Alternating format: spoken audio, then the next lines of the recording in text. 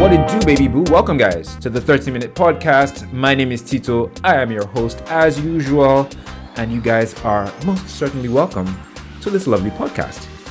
Today, before I get into what we're talking about today, this is September. I believe this is episode 11, and steady as she goes, learning new things every day with every new episode of the podcast. Like I did say in last week's episode, World Podcasting Day is on the 30th of this month. I do hope to, infuse a few things about podcasting and like what I've learned about podcasting these few months or these couple of months. This is the third month.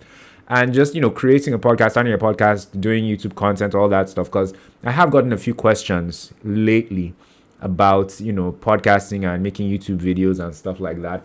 Things that I think you guys would benefit from, especially those of you who have thought of maybe starting a podcast or doing content and whatnot. Like I said, I've had a few questions that people have asked me that I think deserve answers. And so basically content creation, podcasting stuff later on this month, fingers crossed. Yeah, but man, the month is already moving fast, and 2023, dude, is moving so fast. We're about to enter from next month, we're in the final quarter of the year. I'm going to sit down with the list that I wrote in December of last year about all the things, that contains all the things I said I wanted to accomplish in 2023. I don't think I've achieved half of them. I just want to make sure, and coming into 2023, I was very particular about making sure that this year ends on a good note.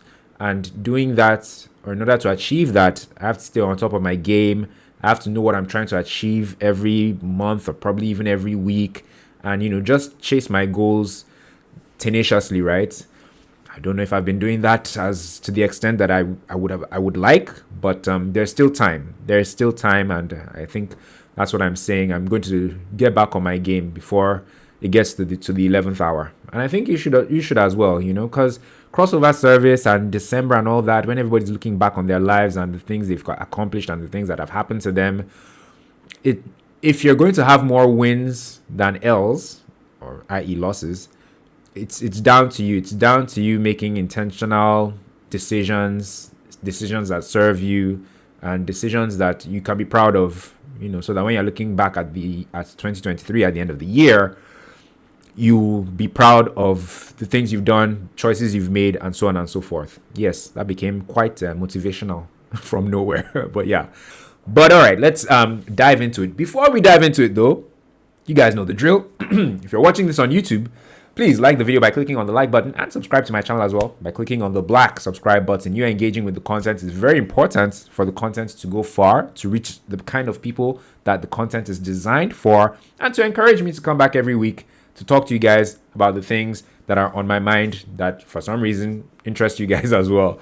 So that's if you're watching this on YouTube. Like and subscribe, and please share this video with anyone who you feel shares a similar opinion to what I'm sharing here, or who you feel will enjoy the content. If you're listening on an audio platform like Spotify, Apple Podcasts, Google Podcasts, Amazon Music, Vibeo, please rate this podcast. Now to today's topic. So let me pull up the tweet from Melanin Shade Room's IG, which was, so it's actually a tweet from, I've been saying the wrong thing, I've been getting it wrong all this while. It's a tweet from, it's Kay Réion, somebody, and she tweeted, "What's the worst part of dating in this generation?" And the Melanin Shade Room, they obviously, screen grabbed it and screen grabbed the responses to it as their own, just to share the content. The first response to it came from Tony Tone, not to be mistaken for Tony Tones, the actress. So Tony Tone, many of you follow her. She's very vocal on Twitter, and I see her and her boyfriend's, posts on Instagram. I don't follow either of them, but I see their posts on IG. Very attractive couple. Tony Tone said, "Unwillingness to be vulnerable, whether that's making the first move, loving out loud, saying exactly what they're thinking, sharing exactly what they're feeling, full stop. So many people are on the defense ready to be disappointed before anything has even gotten started. Now, this is the response that really got to me. Tony Tone's response, unwillingness to be vulnerable. Very true. Many people are unwilling to open up to other people regarding relationships or just regarding their personal lives. And I think this is really a function of the social media era. Back in the day, before social media, back in my day, before social media, if I were to talk to a girl and maybe not respond in the way she liked, or maybe, I was going to say maybe break her heart, but that's subject to interpretation. I may just not be interested. She may see it as me breaking her heart. Whatever the case may be, a response to her feelings that is unfavorable, right? If back in the day that kind of thing happened, she'd only tell like her close friends, her girlfriends, or her roommates or whatever. It won't get past like 10 people. But in this era of social media, your tweets or your DMs can be screen grabbed, and she'll put a caption under and tell everyone how you're a jerk, how you wasted her time, how you strung her along or whatever, and it can get seen all over the world. People in Melbourne, Australia can get in the comments and give you a piece of their mind. The embarrassment can actually be very public. So I think that's why one of the reasons why people aren't vulnerable these days, or aren't willing to open up and to really share. That's vulnerability at the end of the day. They're afraid of public embarrassment. That's one of the reasons why people are not vulnerable. Personally, I think that's one of the reasons why I'm not vulnerable when I meet new potential, love interests and whatnot. I'm concerned about how discreet they are, concerning what happens between us, or concerning personal details that I may share with the woman. So I guess that's why people aren't willing to be as vulnerable. The likelihood of your embarrassment being blown up is it's exponential, because of social media and the internet. She also said whether it's making the first movie loving out loud, saying exactly what they're thinking. Also, people are very exploitative. People just want to use, so hookup culture just keeps on growing each year. And many people, particularly men, sadly, just want to hook up. They want the physical aspects of knowing a woman. They don't want the emotional stuff, right? And so because of that, they withhold the vulnerability and the emotional stuff because they're not willing to trade or, do business, so to speak, in a manner of speaking, rather, with their emotions. They're not here for emotional, reasons. They're here for physical reasons. They're here to hook up. So that's why lots of people, and it's in this age or these days where submitting to your desires, even if it's your physical desires, is more acceptable. They're more vocal about that. They're more open about that, believing that they can eat their cake and have it, i.e. by just getting the physical intimacy and not the emotional intimacy or connection that really goes hand in hand with a proper relationship. So these are some of the things. So many people are on the defense, ready to be disappointed before anything has gotten started. So that point, so many people have had their hearts broken and had such terrible experiences, or sometimes even seen the experiences of others, bad experiences of others, and they don't want that to happen to them. So before a relationship or even a talking stage has even gotten off the ground, they're just like, oh, I don't want anybody to make a fool of me or make me look like a mug. So I'm not going to, I know your type. I've seen the red flags. Let's not even go there. Let's not get started. So people are very defensive and they feel like disappointment is on the horizon without actually getting to know the person.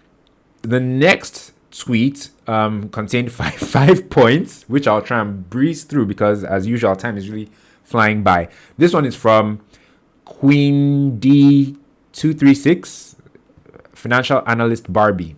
Nice name. I'll probably look for her on Twitter and follow her. Number 1, people want postable relationships, vacations, gifts, a 6'2" bearded man with abs, slim, thick girl, zero problems. Very true. Also a function of social media. We tend to see very good looking people on social media and we now want that. So that kind of thing, or those kinds of people, I should say, they become more desirable. And, regular looking average people are, yeah, they're just like pushed to the back. So everybody is very aspirational on social media, even though they may not necessarily have a reason to be aspirational. Like, sorry to use the frequent question, what are you bringing to the table that will make you think you can get a 6'2" bearded guy or a slim, thick girl? That may not be, that kind of person may be out of your league. So, but because of social media and we see so many options on social media, we feel like, yeah, we can get that too, or that kind of person too. So that's her first point. Her second point, people are just not smart / kind. Okay, this is a good one. And their career means nothing. Back then, if you dated a doctor, that meant something. Now, you can date an Ivy League med school grad and they can be online bullying people in the comments and asking dumbass questions about racism. Very true. Every people tend to act a fool on social media. Now, it's not necessarily that you have a respectable career or, line of work or a dignified profession. You can have all that and maybe even a good education, maybe even be from a really good home or a prestigious home. But at the end of the day, you're still I'm trying to think of an appropriate word, but you guys get it. You might be a dick. Sorry to use the word. But to be honest, maybe that's been a thing too from, time immemorial. People that come from good homes or have good educations, they end up being buttholes. Moving on. Outside costs $300. Basically what she's saying here is that dating outside, everything is expensive. And that is really especially with the cost of living, inflation or cost of living crisis going on around the world these days, everything is expensive. And this is another episode topic that I want to treat further down the road or in a future episode. How first dates, slight detour again. First dates, lots of people think first dates should be elaborate and should be expensive, especially when a guy is paying in order to put your best foot forward. But if you look at things logically, how many expensive first dates can a guy go on? But yet lots of women, they expect a nice or an expensive first date so that just to make sure that the guy is putting his best foot forward. But what if at that first date or shortly after the first date, the guy realizes he doesn't like the babe or they're not a match? How many expensive first dates is he going to go on, especially with, the current economic situation? So that's a debate that I think I want to address in a future episode. But glad this is a woman saying it. Outside is expensive. Going on dates, hanging out. We need to find cheaper alternatives to meeting up and meeting people and spending time with people, and not just in a relationship or romantic sense, but even as friends, right? Number 4, people rush into relationships because of the cost of living. Okay, valid. Do I support this? It's a valid point, but they rush into relationships because of the cost of living. What, to like save on rent, and they rush into a relationship? I don't know. I think people are more cautious and careful about who they knock boots with or who they shack up with, just because they're trying to save rent or reduce. Sometimes being in a relationship is more expensive. Yeah, if you go out, like you're going out on dates, you're going out to eat. Normally you'd be at home and your team, there's food at home, but now that you have a boyfriend or a girlfriend who likes going out, you find yourself spending more. So I'm not sure if I agree with that point. People rush into relationships because of cost of living. Well, there are broke people who are looking for a sponsor and have no shame about it. Sugar babies and whatnot. So that is another point. Next, therapy is either being not utilized or weaponized. People that need to heal won't go. Okay, people that need to heal actually won't go to therapy. That's what she meant. People that go act like Jonah Hill and try to control people and say it's boundaries. Valid, okay. I mean, it's not so widespread, but yeah, there's a whole thing of how people are weaponizing therapy now or using therapy to manipulate people. Yes, that is a thing. People that need to go to therapy don't go to therapy. Some who do go, they use therapy to their advantage to manipulate people rather than fixing themselves. they use it to try and control people. Okay, valid point. Very true, very true. So this next tweet is from Nicole Lewis, LCSW. Why do people have such strange Twitter handles? Black therapist and coach. And she's verified. Okay, so this should be good. She has a very lengthy post, which has 15 points.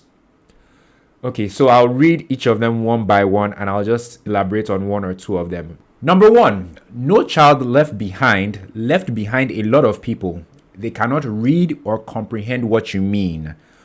I guess what she means by that is that there are lots of people out there that their level of education is not where, it doesn't match some of the people that they're meeting maybe on dating apps and whatnot. So there's that. Number 2, inflation hinders most people from being able to save, let alone take you out on dates.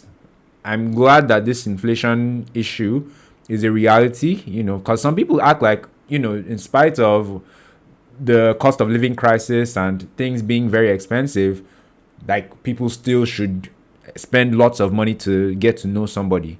It's not realistic. So I like that the women who are responding to this tweet are acknowledging that things are expensive out there. Number 3, COVID affected so many people and they have not processed their losses. Also true. Many people have not fully processed what happened in 2020 and the effects that being at home for so long has had on them. Even me myself, I'm just getting back out there, especially in a dating and romantic sense. I don't think it's happened even for myself. People are yet to really come out, from that life of isolation and lockdown and quarantine. It's taking some time, and in some cases, people aren't even aware that they need to come out of that mindset back into a more open, more accepting mindset where other people, come into their lives and whatnot. Number 4, many people are addicted to something, but people around them are unaware. How does that point really tie into, the biggest problems that we're facing with dating these days, which is the question that started all this? Number 5, emotional wellness wasn't taught in many schools, so most people do not know how to discuss their thoughts and feelings. Totally agree. It's not just that emotional wellness and emotional intelligence was not taught in schools. It's also being in environments or spaces where emotional intelligence and vulnerability and openness just aren't the order of the day. For example, in Nigeria is a very hard, very stringent country, and we suppress a whole lot. The average Nigerian suppresses different kinds of things because we don't have the outlets to express our feelings, talk about our hurt, and even if you do share your feelings or your emotions or talk about things that make you feel bad, you may even be criticized. Yeah. So we're not in an environment, and this is in many situations, could be on a domestic level or a state level, a city level, or even a national level, like in Nigeria's case, where emotional intelligence and vulnerability are not allowed to, just be free and to be open or to shine. Number 6, a lot of adults do not take care of their hygiene and do not realize that we can tell. This is not about people who are depressed. Hygiene. True.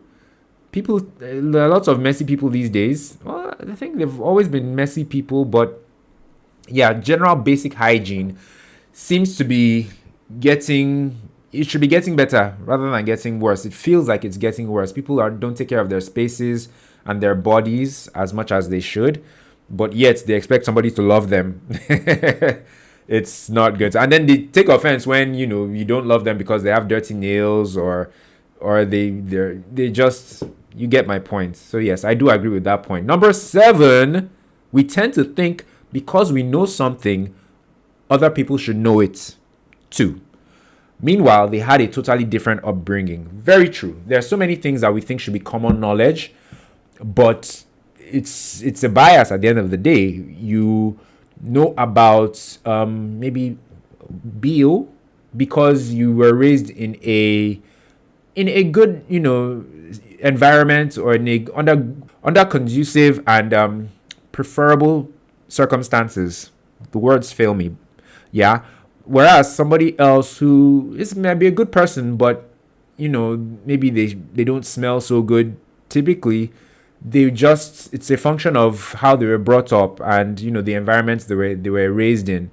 They don't have that self-awareness to intentionally correct maybe the BO by taking more comprehensive showers or buying deodorants and things like that. How can that be resolved? I guess by people being more self-aware, because at the end of the day, let's take saving and investing, personal finance, right? You have to, for your own self, realize that there are ways that you can improve your finances, and you can't wait for society or for somebody to walk up to you and tell you. Maybe you just need to be more open-minded and observe your environment and the world a bit more to learn the things that can better you as an individual or better your finances. Number 8, people are worried about what their friends would think of the person they're dating over how they really feel. Very true as well. And this is a hurdle that if people can just get past this or overcome this, they'd be doing themselves a huge favor. Because we're so concerned about, what people will say regarding who we choose to love or who, that sounded like an LGBTQ type of thing. People are very concerned about who we choose to be with, who we choose to date, who we choose to marry and whatnot. But if you can just shut that out and just zone in on how you feel, how the person makes you feel, what you feel about them and whatnot, it may be a totally different, scenario, right? So yeah, I think more people need to be able to shut out the rest of the world concerning who they date and who they choose to, do life with or spend the rest of their life with. Number 9, a lot of people aren't taking care of their kids and potential partners don't play that.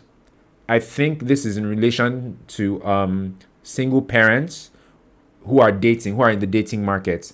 They may not be taking care of their children, and that may come up in conversations when they're on dates, and the people that they're dating may not, be cool with that. They feel like maybe you should be taking care of your kids or being a more involved, more active parent. So there's that. Number 10, many people are deciding not to have children, and that doesn't work for everybody. Very true. People who want to be child-free, and that's even the term. There's a term for it, being child-free. There are many of them, these days, and it's hard. They may be great people, but it's hard for them to find someone who also wants to be child-free that they can start a life with, and probably get married to. It's a tricky one, but it seems to be like a new age predicament or conundrum, right? Number 11, people are realizing that they can do bad all by themselves and do not need the extra drama. Another very, very powerful point.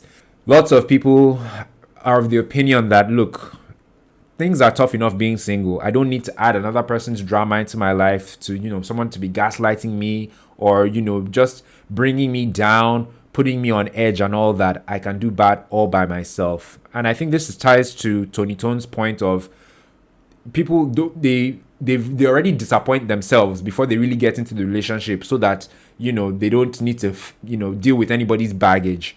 So it's a bit, I see the good side of it and the bad side of it as well, but it is a very solid, very predominant factor these days.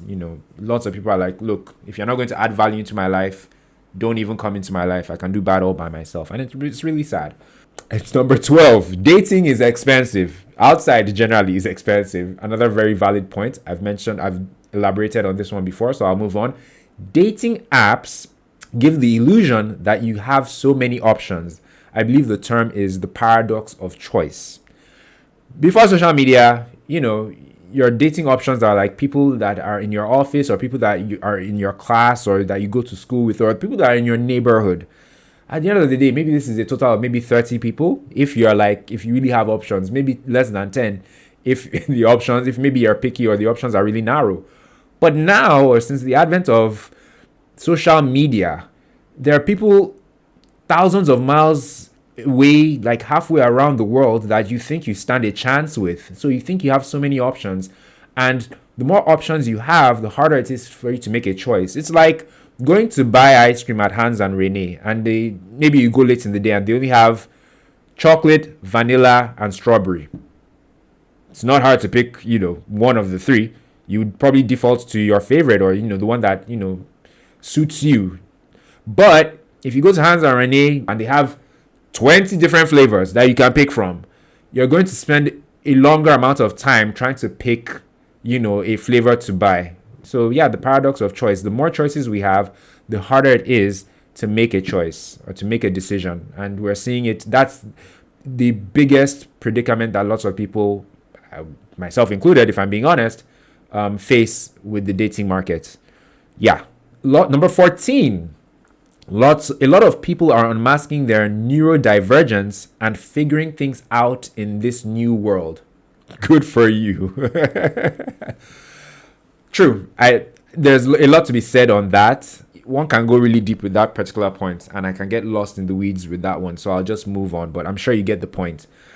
Number 15, people do not know the difference between assertive, passive-aggressive, and aggressive communication. Very, very true. You see a lot on social media. Sometimes when you interact with people, some people they're nasty, but they'll say that they're being assertive, or they're just advocating for themselves, they're speaking for themselves. There's a huge difference between being aggressive, maybe even being someone who gaslights, and just being assertive, being someone who knows how to communicate. Even the tone of your voice or the volume you use says a lot. And lots of people are not self-aware to know that there's a difference between all these things.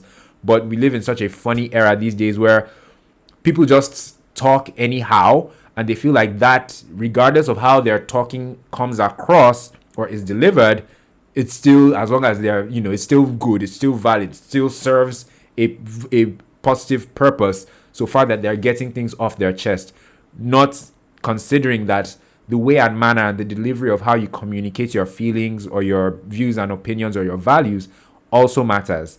Guys, I know I've surpassed 30 minutes. This may be the longest episode thus far, maybe pushing 40 minutes. I apologize. This is not the 40-minute podcast. This is the 30-minute podcast. As a result, not just because it's long, but because I actually don't have anything for something new, there will not be an edition of something new on this episode. But in conclusion, to wrap this episode up, I almost forgot. There was something I saw in the comments that really just it hit home as well, and I think it's worth mentioning. Someone in the comments said his contribution, which is also very valid, is the overwhelming amount of relationship advice podcasts or platforms that overstimulate people with so many views, valid and invalid, fair, of relationships and self-love. Also, the lack of spiritual intention, guidance, and awareness. I agree 100%. There are too many podcasts and too many posts and too much content on how people should seek, love or go about dating or, pursue marriage and all that. There's just an overload of all kinds of information. So he's very right, and I'm guilty as well. This is such type of content or such information that he's talking about. And in response to that, I think I can safely say that everyone needs to figure out what works for them. There's so many loud voices online on this whole dating, relationship, and marriage stuff that at some point you need to shut out all the voices, maybe even mine included, and just focus on what works for you and the person that you want to settle down with. Because it's like how on the news they always talk about cost of living crisis, inflation, recession, all this. In the midst of all that, there's still people that are flourishing, people that are thriving, people that are starting businesses, people whose businesses are booming, and people who are experiencing incredible harvests. They live in the same economy, but they have a different mindset, and they know that their testimony, their life, their own circumstances are very different from what everyone else is facing, because it's a bit of self-awareness and intentionality that they apply to their journey of doing business in an economy where things are just going to the dogs, or just things are crumbling around everyone, according to the news.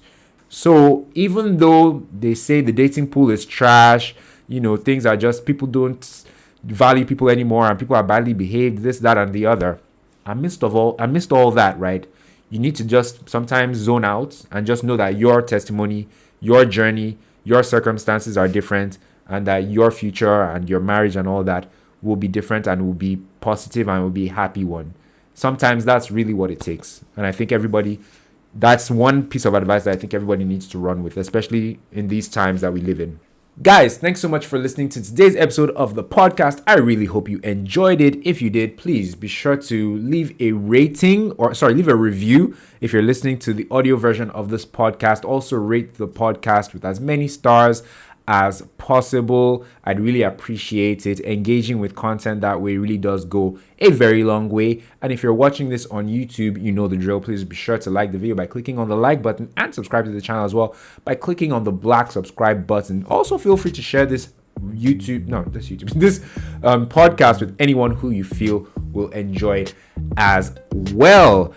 That engagement also really matters, yeah? And if you check the views on this video, if you're watching the video and you check the likes of the video, you see that there's a huge disparity. Let's try and close that gap. If it's 100 views, let there be 80 or 90 likes, okay? Not 100 views, but only 15 likes. It doesn't jive. It's not jiving. Thanks so much for watching, guys. I will catch you in the next one. Peace.